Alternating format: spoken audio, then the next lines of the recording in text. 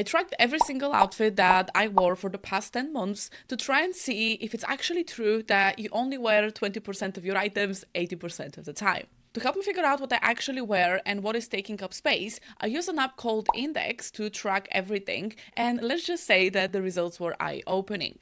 So if you want to find out whether tracking everything you wear is worth it and how it has affected my personal style, let's dive right into it.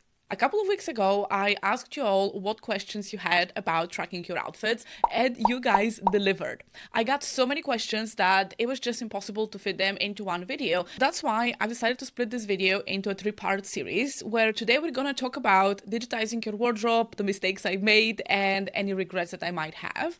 Part 2, we're gonna talk about the analytics, deep dive into my most worn, least worn, cost per wear, and everything I learned from that. And then part 3, I'm gonna share with you all of my aha moments and everything I've learned about my personal style. So without further ado, let's start with the big question that a lot of you had, and that is it actually worth digitizing your wardrobe? Does it make a difference? And especially given that it takes quite a bit of time to digitize everything, is it truly worth it?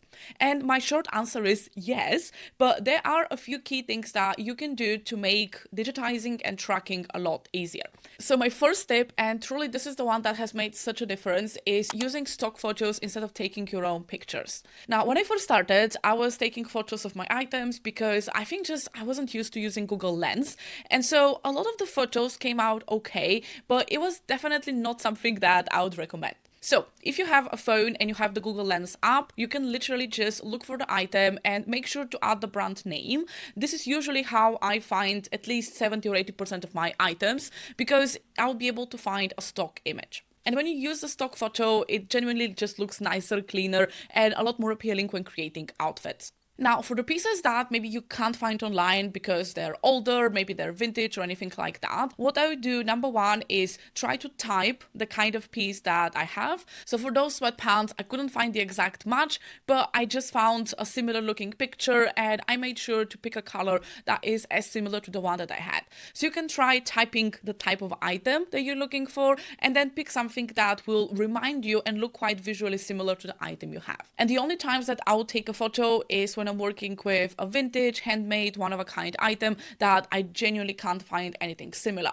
And that is oftentimes items that maybe have a pattern that is really, really unique. Maybe it's something that you hand knitted and so you can't find anything online. These are the only times that I will try to take an actual photo. Now, in my previous video where I digitized everything, I gave you some tips on how to take photos, so definitely go and check that out if you want a bit more information. But this is literally what has worked for me in terms of digitizing my items. My next tip is whenever you buy something new, within 1 to 2 weeks, add it to your Indyx wardrobe.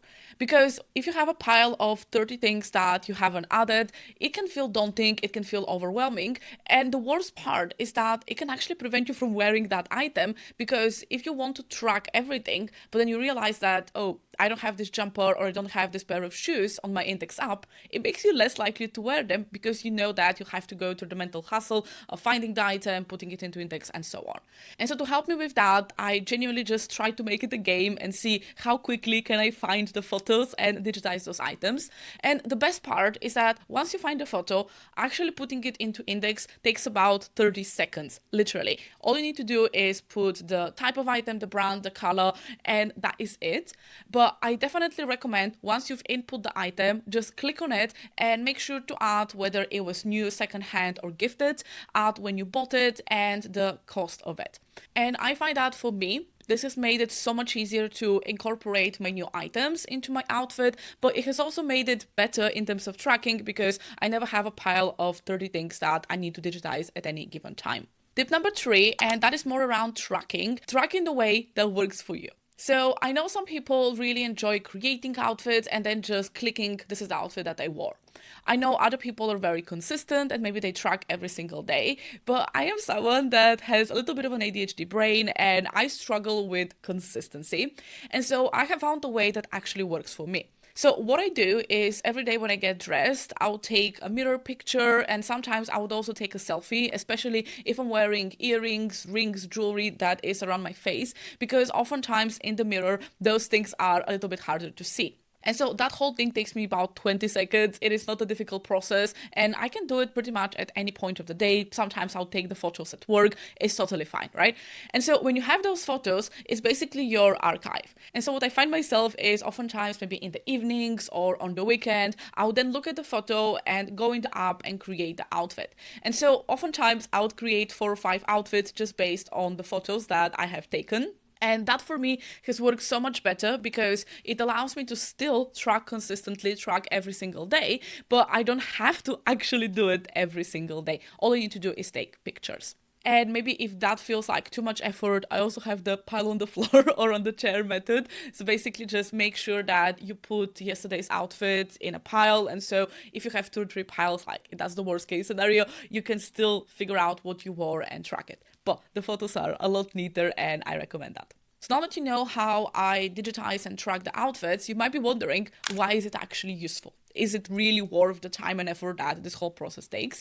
And I would say that tracking my outfits has made me so much more realistic about what I actually wear. Because as humans, we are wildly inaccurate in how much we think we wear or don't wear certain things. And I have examples where I have told that I have worn something 15 times when in fact it's only been 5 times.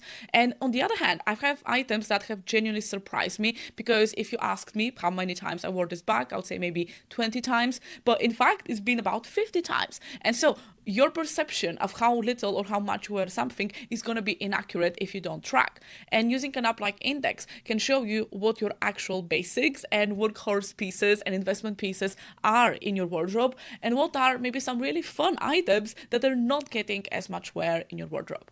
So beyond being more objective, I think one of the biggest things that Indyx has done for me is understanding whether some of my investments are actually worth it and what even is an investment piece for me. And so I'm gonna make an entire video talking about this concept of investment pieces, but if you just purely think about the cost, I think that tracking allows you to see and almost get this pleasant emotion from seeing the cost per wear on a more expensive piece go down and down and down. So whether that is a pair of shoes, coats, any sort of jewelry, accessories that maybe are a little bit more expensive, seeing that cost per wear going down every time you wear it can genuinely give you a lot of pleasant emotions and make you enjoy your wardrobe a lot more. But beyond that, I think that tracking can also give you a benefit in triggering some maybe negative emotions or less pleasant emotions like guilt. And I think one of the reasons people maybe refuse to track is because you don't want to be confronted with the reality of your wardrobe. But I do think that tracking can help you to overcome that anxiety and actually remove that guilt. Because, for example, I have a pair of pink earrings and I bought them on my birthday. They were about £20 and it was more of an impulse purchase. I don't know, I just felt drawn to them, so I bought them. And it turns out that I have only worn them once, which makes the cost per wear £20, which is insane. So it's definitely created that feeling of guilt because I see those earrings hanging in my jewelry table and I'm not wearing them, right? And so when I look into the app and see that actually I've only worn those once and the cost per wear is very high, it prompts me to try and incorporate them in my next week's outfit. And so in that way, it has allowed me for certain items that had higher cost per wear that created that feeling of guilt. I have intentionally tried to incorporate them in my outfits, which reduced that guilt and also made me create outfits and combinations that I didn't think of. And so especially once you accumulate a couple months of data, you can start seeing trends. And for me, I realized, for example, that I have a lot of tops and jumpers versus I maybe don't have that many pairs of shoes or bags or outerwear. And I needed to invest strategically into those categories because I was finding that, yes, I have a lot of outfits, but I can't find the right pair of shoes to go with a lot of them. And so rather than buying another jumper, it's better to first try and find a pair of shoes. I think as well the most worn and least worn insights, which are actually available on the free version of Indyx, can give you again a lot of perspective into what you actually wear. And so even if you use only the free features, which is basically allowing you to sort by most worn, least worn, highest cost per wear, lowest cost per wear, anything like that, you can still get so much insight into your style, into what you actually wear, and whether something was worth buying or not. By the way, are you finding this video helpful? If so, please give me a thumbs up and subscribe so you don't miss part 2 when I upload it. Now back into the video.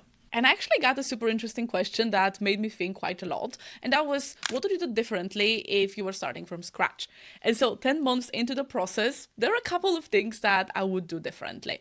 Number one is I would add my jewelry and accessories a lot sooner because I definitely procrastinated on that. And of course, it is much better to have something, so tops and bottoms, maybe shoes, than it is to have nothing because you can't track nothing. But once you have digitized maybe your tops and bottoms, I think it is useful to start adding those jewelry pieces, the belts, the scarves, all of that. Because without that, my outfits looked extremely basic, even though in reality, when I wore them, they weren't as basic. And secondly, it didn't allow me to track the cost per wear on all of those pieces, and so I couldn't really spot any trends amongst what jewelry, what belts, what scarves I'm reaching or not reaching for. Same thing actually applies to tights. I didn't really have any tights in my app for quite a while, when in reality, I do wear a lot of skirts and shorts. And without having tights in the app, again, outfits looked a little bit weird, but I couldn't really track how many days I'm actually wearing something that isn't trousers. And beyond that, I didn't realize that I do have a lot of pairs of patterns and colorful tights, and also that these are style tools that I am using to create outfits, but this is not reflected in my digital representation of that outfit.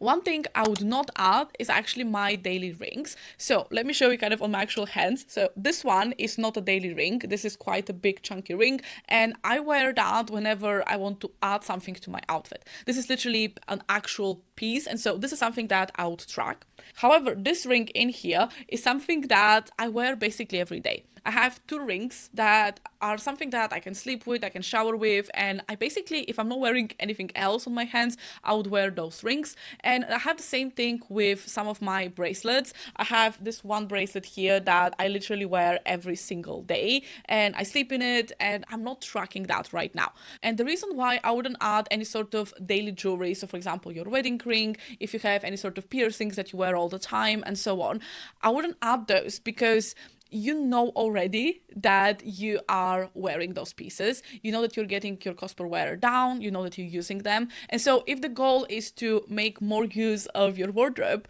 it's not really something that tracking your daily jewelry is going to help with. Now, if you do want to track that, what you can do is add those pieces, but then don't put them in the outfits. This is what I do. And so let's say at the end of the month, I know that I've worn this ring about 20 days probably. And so I would go and manually add about 20 wears. And so my cost per wear is still going down, but it is not showing up in my most worn items, and it's not cluttering my digital outfits because I genuinely just wear that every single day. The same thing would actually be about my nighties. I added them initially because they're sometimes used as tank tops, as styling pieces, and I wanted to track my cost per wear, but I know right now, like, I've worn my nightie about 200 nights since I bought it, so the cost per wear is really low, and I don't need the app to tell me that. One thing I would do sooner is replace any unappealing photos that I have taken with stock images.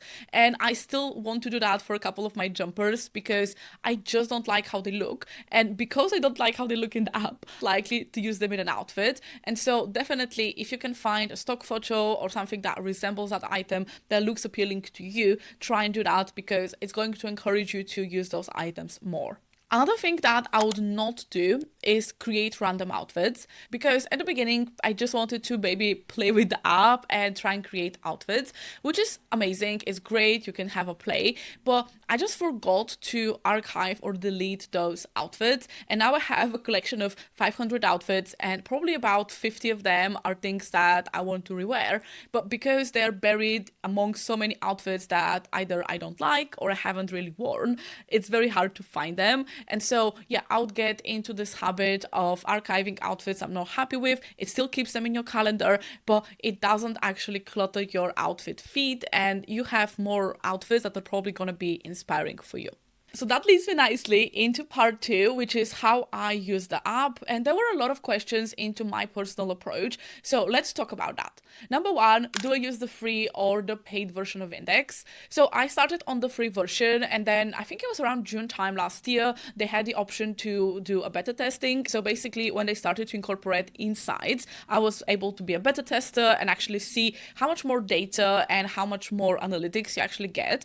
And so once the beta testing was done, one and they launched the insider features, then I was like, this is a no-brainer for me. It is $60 per year, which is basically $5 per month, which is the price of a coffee in here, really. And so for me, I think that what you get out of the app, not just in terms of interface, but also usefulness, for me, it is worth it. And they do have a 30-day free trial. So if you want to test the insights and whether you actually use them or not, definitely give it a try. I'll leave a link below as well. There were a couple of questions around how I arrange items and how I tag and label outfits and items, so let's talk about that. So if you're using the free version, you'll have the default view, which is basically 2 items per row. But if you're using the paid version, you're actually able to create custom views, you're able to move the items around. And so I find that this is actually quite helpful if you're a visual person. So for me, I normally have items on 3 tiles per row because it still allows me to see the item quite clearly, but it's also a little bit of a bigger picture. I have 9 to 12 items every time I open my phone, so that is a little bit better. I also tried sorting the items by color, and so if you scroll into my wardrobe, you'll see that kind of the bottom part is sorted by color, but I do like to keep my most recent purchases for about 30 to 60 days. I keep them on the very top because I want to make sure that I am incorporating them in my outfit, and so keeping them kind of top of mind allows me, especially when it comes to jewelry and accessories, to start getting my cost per wear down on those pieces. And in terms of tagging and labeling items, like I mentioned, make sure that you add all of the details about your item when you first put it in the app. I think that if I don't do that, I just forget about it. And then you stop getting all of the useful insights because Indyx doesn't know whether this piece was secondhand or not. Or Indyx doesn't know whether this piece was bought this year or last year or 5 years ago, right? And so if you're missing that kind of very crucial data, you're not going to get that many insights. So do take the next 15 seconds when you log the item to just do that. Now, when it comes to items, you also have the option to add custom hashtags. And so this is not a feature that I personally use, but I have tried it and I think it does work. So if you, for example, want to use your style routes and you want to figure out all of the items that fit within the mountain style route, you can use hashtag mountain and then go and label maybe all of your blazers and coats and pointed toe shoes and all of that. And so if you search then on Indyx, hashtag mountain, it will show you only those items that have the specific hashtag. And so if you're trying to maybe create outfits with the style routes, or you have any other system that maybe you want to have different items in different categories, this actually allows you to do that. And so you can put literally anything in this custom hashtag and it is searchable, which I think is useful if you're someone that wants to use a specific style system. And I wanted to share 2 very useful tips about items that I have learned from Yidi, one of the creators of Indyx. So I asked, what do you do with items that maybe don't fit you at the moment, but you still want to keep in your wardrobe, but you don't necessarily want to see because maybe it's triggering or it's not very useful?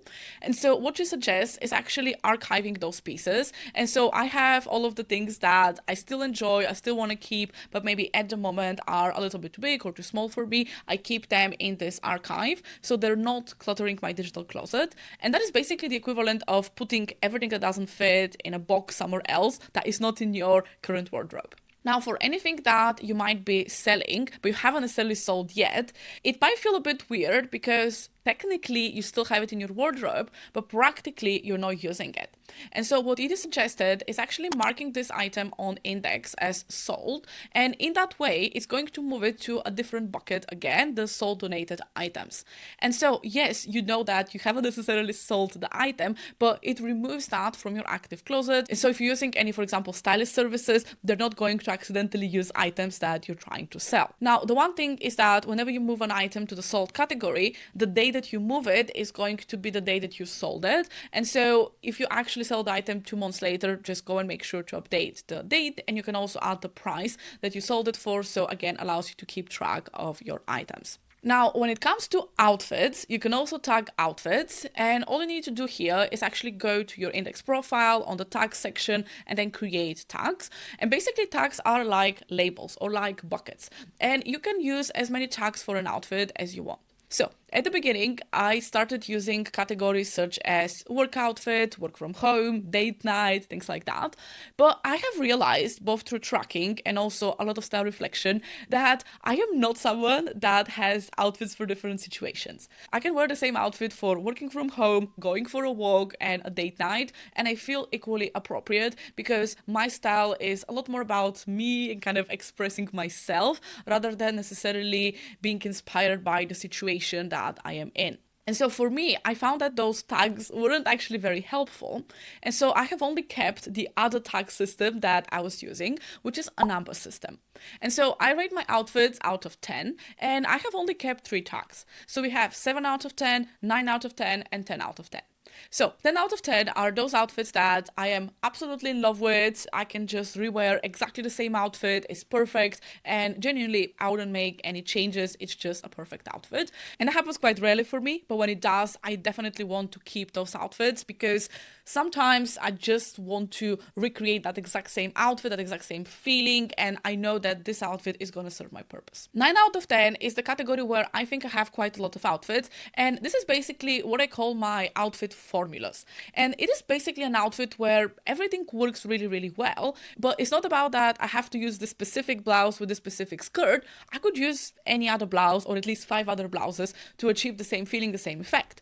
Or maybe I have used my red blazer, but I could use another blazer, a crop jacket. It doesn't really matter, right? Because the formula, the way that the outfit works is really good. And so 9 out of 10 are those outfits that are more versatile. And so it's not so much about the specific pieces, but it's much more about the overall formula that I want to keep track of. And then 7 out of 10 are those outfits that incorporate pieces that I like, but for some reason, something was a little bit off. Not the entire outfit, but something was a bit off. And I can't necessarily pinpoint straight away what that is. Maybe it's a pair of shoes. Maybe it is the lack of accessories or too many accessories. Maybe it was too hot, too cold. I don't know. Like sometimes there's just something isn't working. And so I still want to tag those outfits. And I would sometimes go and add notes. And that's not a really helpful feature. And I would say like, maybe try with pointed toe shoes. Or maybe try adding a colorful belt. Or try shortening the dress. Or like whatever it is that I'm thinking might work for this outfit. Because I want to keep track of maybe the less successful experiments, but at the same time, I don't want to keep like every single outfit. And so if I ever wear an outfit that is in my system less than 7 out of 10, I will just archive it. And the great thing is that you can still track the outfit, you add it to your calendar, but then you can archive it. It doesn't delete it from the calendar. It just kind of removes it from your active outfit section. And so in that way, you can only keep your best outfits, but at the same time, your calendar, your cost per wear, all of that will be tracked really well. So now let's talk about tracking. And I've shared my best tip of how I actually stay consistent, but there were a couple of questions around how strictly I track what I wear. So for example, if I wear multiple outfits per day, do I still track it? And what happens if I change accessories? So I know that sometimes maybe you wear one outfit for 8 hours in the day and then you wear another outfit for 2 hours, for example, for dinner with your partner. And it can feel a bit weird because it doesn't feel equal. But for me, a wear is a wear. And so it doesn't matter whether I wore something for 8 hours and the other item for just an hour. I will still track both outfits if I've changed them because I want to be fair to my items. Secondly, though, sometimes it happens that maybe I really like the overall outfit, but I'll change the pair of shoes, or maybe I'll add a coat or something else. And so in that case, if let's say I've only changed the shoes, I will track the original outfit on that day. And then there is this really useful feature, add item, so you can track individual items. And so I would add only the new pair of shoes and maybe I'll add the bracelet or the ring that I've added to this outfit. And so that feature wasn't available a couple of months ago, but it is one of the reasons that I really enjoy Indyx because they're creators, there is a Slack community for paid users, and you're able to give feedback and request features. And I think this was one of the top most requested features because a lot of us, maybe we keep the base the same, but we change the accessories. And then if you track 2 different outfits, it's going to track as 2 wears, which isn't accurate. But at the same time, if you try to add 3 pairs of shoes and whatever you wore that day all in one tile, it becomes very cluttered. And so that option to track your base outfit and then maybe track the shoes, the bag, whatever changes you've made is really useful. Another question I got is whether I add shoes when I'm tracking indoor outfits, and the answer is no. So if I'm not wearing shoes during that day and that happens, I am not going to add them to my tile. And so I do have some tiles that are lacking shoes, and that's fine because I just wore this outfit at home. Now, something that I started doing this winter is actually I have a couple of pair of woolen socks, and they're colorful, a little bit more interesting. And so I have added those to Indyx because they were a tiny bit more expensive than my regular socks. And they're also a little bit of a fashion accessory, right? So for example, if I'm wearing a blue jumper, sometimes I would add my blue socks because that creates that feeling of cohesion for me. And so this is something that I want to put into my outfit because it's kind of like a shoe, but not really. Now, if you really don't care what socks you wear, definitely don't add that to Indyx. But this is how I track, especially when I'm wearing indoors. Another question that might actually surprise so many of you is how I actually create my outfits on Indyx. Because I know that probably the majority of people using the app use it to pre-plan outfits, maybe to plan things in the evening, plan their travel capsules, all of that. And so the question was, do I style things in the morning? Do I do a couple of outfits in advance? Do I do 7 outfits for the week ahead? And the answer is none of that. So basically, day to day, my style is based so much more on my mood, the weather, and sometimes on a piece that I'm just inspired by and I want to wear. It is a lot more of an intuitive way of styling. And so I would say 99% of the time, I would create the outfit in real life and then use the app to simply track what I'm wearing. And so that is why if you're someone that maybe considers yourself a bit more creative and you're worried about losing that creative spark when you're creating your outfits, well, I'm just going to say, don't use the app to create outfits, just use the app to track your outfits, because it is still extremely helpful, even if you don't necessarily use it for planning things. Now, there are 2 occasions where I would use the app to plan certain things. Number one, and that is unique to anyone who films videos, but oftentimes if I'm filming a video, for example, 10 ways to style a specific item or styling my least worn pieces, I would oftentimes just plan those in the app because I don't want to create a huge mess. And so I'm going to create the outlines of the outfits, and that helps me to plan. But still, the finished version that you see in a video is oftentimes at least 20-30% different from what I put in the app, because just my styling process and the way that I create things requires a bit more of that freedom and experimentation. The only other time where I will try to pre-plan outfits with limited but still some success is when I'm creating a travel capsule. And again, I want to create a separate video about how I plan my travel outfits, because I think that I struggle a lot because what I plan is not necessarily what I want to wear when I get into the place. But still, if I'm traveling with a limited space, I will try to pick a couple of my favorite outfits or favorite items and try to build around that. And so I'll try to see, can I actually create at least 1 or 2 outfits I enjoy with the items that I've picked. And so this is where that feature where you can create different outfits and see them all together, it actually makes sense to me. But as I said, I use the app to give me insights about my personal style, what I wear the most and the least, and just to help me as well with shopping. And so what I mean by this is, as someone that has a larger wardrobe, I can't keep every single thing that I own inside. And so right now, if you ask me to name all of my summer shirts or summer shoes, I might not be able to do that because I don't see them every day.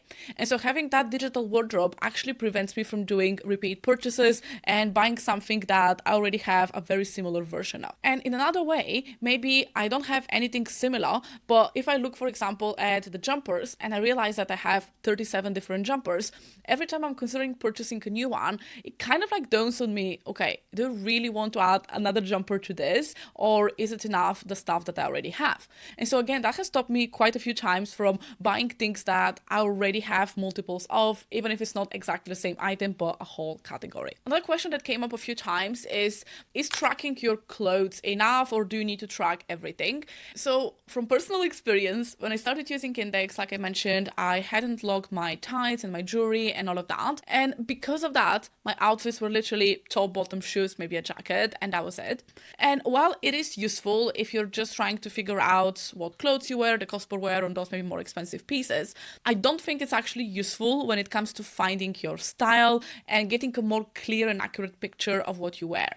Because the moment I started adding necklaces, the moment I started adding earrings, scarves, and all of my accessories, I started to see a lot of patterns. So for example, I realized that amongst my earrings, I wear silver earrings a lot more than anything else. And even though I enjoy colorful earrings, I very, very rarely wear them, regardless of the size. And so that was an aha moment that I hadn't really realized. Another thing I realized is that I wear a lot of tights. I think that especially in the autumn winter, you might think that it's cold, but for me, probably every second or third day, I'm actually wearing some form of tights. And so because I didn't have those items at the beginning, that wasn't really coming across. And it made me a little bit weird when it came to, for example, buying pattern tights because they're a bit more expensive. But now that I'm tracking that and I know that I genuinely wear those pieces quite a lot, it has helped me to make buying decisions a lot easier because I know I have the data to prove that I actually get a lot of wear out of this type of accessory or this type of tights or whatever it is. And so it makes me feel a bit safer when it comes to spending money. And we'll talk about that in part 3 when it comes to my style aha moments, but I definitely think if you can digitize and track everything, kind of the complete outfit rather than just the clothes. And when I shared my photos of my actual wardrobe tracking, there were a couple of days that people had questions about. So there was a day where it only seemed that I wore a pair of leggings and a day where I wore a necklace. And so whenever I visit my family in Bulgaria, I would oftentimes borrow clothes from my mom or my sister. So clothes that aren't actually my own, they're not in my wardrobe. And so I don't want to track a borrowed outfit. And so I would only track the pieces in that outfit that were mine. And so that is why on some days it might appear that I only wore a necklace when in fact I had an actual outfit. The other reason why this may happen is if you, for example, track an outfit and then you realize, oh, I forgot to add my ring or my pair of earrings, and then you go and you add the item, you'll see that on that day, that specific thing is now going to show up on the calendar because it's the last thing you added. So you need to go back on the day, and if you want your outfit to be shown in the calendar, you need to set cover to that. And the final question we're going to answer today is, why is Indyx so popular? Is it worth switching to Indyx if you're already tracking? Just generally, why this app over anything else? Personally, I have tried using other tracking apps a couple of years ago, and I just never really stuck with it. And so the fact that Indyx has done something differently that just works for my brain, it has made me enjoy tracking and enjoy wanting to do more. To me, that is a success. And that is why I do recommend it to other people, because I do think that the way that app is designed, and it's created by people that used to work in fashion and created an app that they lacked and they wanted to have. To me, that is what makes it different and what makes it worth your time and effort. However, I know some of you maybe are already using different apps and you have all of your wardrobe digitized there and you're using the stats, the tracking in that app. Well, if you already have that and it's working for you, then I would say it's not really worth switching to a different app unless you want to. Because if something is working and it's not causing you any problems, why break it to start somewhere new? However, if you are someone that maybe hasn't really tracked before, or maybe you've tried and you haven't really managed to stick with it, then I definitely recommend Indyx because of how user-friendly and pleasant the app is. Because if you manage to find good stock photos or something very similar to what you have and you digitize that, it does look more professional and more enticing, and it almost feels like shopping, but you're not actually shopping, you're shopping your own wardrobe. And so I think that that has been a great way for me to just play with what I have, and it has made it a lot more fun and exciting to do that. The second thing that I love is the analytics and insights, and you do get some insights on the free version, and I think that is why it's great. But I am a data nerd and I love to see in a lot more depth and detail insights about my closet. And so that option to see a lot of color composition, what are my most and least worn items, for example, in 1 month, in 3 months, and all of that, that has been really great. And this is not something that I think you get with other apps. You just get your overall most worn and least worn, versus this is also for a specific time period. Another thing that is only available in the paid version that I think has made a big difference to me is the community and the responsiveness of the founders. And so if you join the paid version of Indyx, you get access to a Slack community. And over there are a variety of different channels that can help you, for example, find your 3 style words, or maybe to give you ideas of how to style a piece that you have but you're not wearing. And I think one of my favorite channels is actually the feedback and request channel, because over there, people can post what sort of features they would find really useful. You can upvote that. And so I have seen over the past 10 months so many changes on the app, and a lot of those things have been suggestions from that community, some of them even my own suggestions that other people have upvoted. And I think that sort of two-way feedback where the creators truly get to hear from their users and then incorporate that, and we get to experience the fruit of giving that feedback. I think for me, that has been a game changer that I have not really seen with any of the other tracking apps. And to me, this is why Indyx is better. I think another really useful feature is the ability to not just track the outfit as a collage, but also to add selfies. And again, that is something that you can do in the paid insider version of Indyx. And to me, it has allowed me to see what my outfits and styling actually look like on me. And so if you're someone that maybe is a more of a visual learner and you like to see things, that is also something that I think Indyx has done really, really well. And another feature that is very, very recent, so I've not necessarily used it yet, but I know it's something that I've wanted for a while, is this ability to track your inspirations and also now incorporate those in your collages. So for example, if you're inspired by an outfit you saw on Pinterest or Instagram, you can save that to your Indyx app and then add it to a collage and then see from your existing items, what can you actually create that resembles that outfit. And I know for me, this is going to make planning my videos a lot easier because I can keep both the inspiration and my own recreation within one tile. So these are just some of the features that I use. I think there is a lot of really helpful things like the capsules, which allow you to plan for traveling or for a capsule wardrobe. There is so many things that you can do with the app. And I think that those for me have been the most useful things and why I think if you want to use an app, Indyx at the moment is the best solution. And it is something that I would personally stick with for as long as I can. So let me know below what's your best tip if you are already tracking your outfits, and if you're not, are you going to start? And make sure to subscribe for part 2, where we're going to dive a lot deeper into my analytics and insights, things that I have learned from tracking my wardrobe. See you then.